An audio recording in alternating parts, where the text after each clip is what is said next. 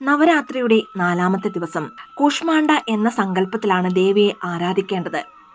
രോഹിണിയായി 5 വയസ്സുള്ള കന്യകയാണ് പൂജിക്കുകയും ചെയ്യേണ്ടത്. സ്വകർമ്മഫലത്താൽ അനുഭവിച്ചുകൊണ്ടിരിക്കുന്ന താപങ്ങളെ അകറ്റുവാൻ ആരാധിക്കേണ്ട ദേവീ സ്വരൂപം കൂഷ്മാണ്ഡയാണ്. പ്രപഞ്ച ചൈതന്യ സ്വരൂപിണിയായ ദേവി എന്നാണ് കൂഷ്മാണ്ഡ കൊണ്ട് അർത്ഥമാക്കുക. 8 കൈകളിൽ വില്ല്, അസ്ത്രം, താമര, സുരാപാത്രം, കമണ്ഡലു, അക്ഷമാല, ഗദ, ചക്രം എന്നിവ ധരിച്ച ഭാവത്തിലാണ് ദേവിയെ ധ്യാനിക്കേണ്ടത്.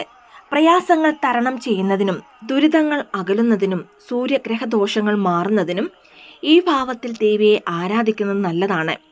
ബ്രഹ്മാണ്ഡം എന്നു പറയുന്ന ഈ പ്രപഞ്ചത്തെ ഒരു പുഞ്ചിരിപ്രഭയാൽ ഈ ദേവിയാണ് സൃഷ്ടിച്ചത്. ചുവന്ന പൂക്കളാണ് കൂഷ്മാണ്ഡ ദേവിക്ക് ഏറെ പ്രിയങ്കരം.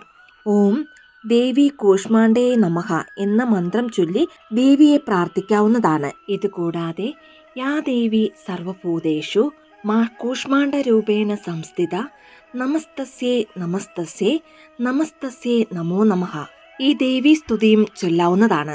ഇതിനോടൊപ്പം കൂഷ്മാണ്ഡ ദേവിയുടെ സ്തോത്രവും ചൊല്ലാവുന്നതാണ്. ദുർഗതി നാശിനി തുംഹി ദാരിദ്ര്യാദി വിനാശിനി ജയം താ ധനതാ കൂഷ്മാണ്ഡേ പ്രണമാമ്യഹം ജഗത് മാതാ ജഗത് കർത്രേ ജഗദാധാരരൂപിണി ചരാചരേശ്വരി കൂഷ്മാണ്ഡേ പ്രണമാമ്യഹം ത്രൈലോക്യ സുന്ദരി തുംഹി ദുഃഖശോക നിവാരിണേ പരമാനന്ദമയി കൂഷ്മാണ്ഡേ പ്രണമാമ്യഹം ഈ സ്തോത്രവും 3 തവണ ചൊല്ലാവുന്നതാണ്. കൂഷ്മാണ്ഡ ദേവിയെ മനസ്സുരുകി പ്രാർത്ഥിക്കുന്നതിലൂടെ ജീവിതത്തിലെ സകല ദുരിതവും മാറിക്കിട്ടുന്നതാണ്. അതിനോടൊപ്പം സൂര്യഗ്രഹദോഷങ്ങളും ഇല്ലാതാകുന്നതുമാണ്.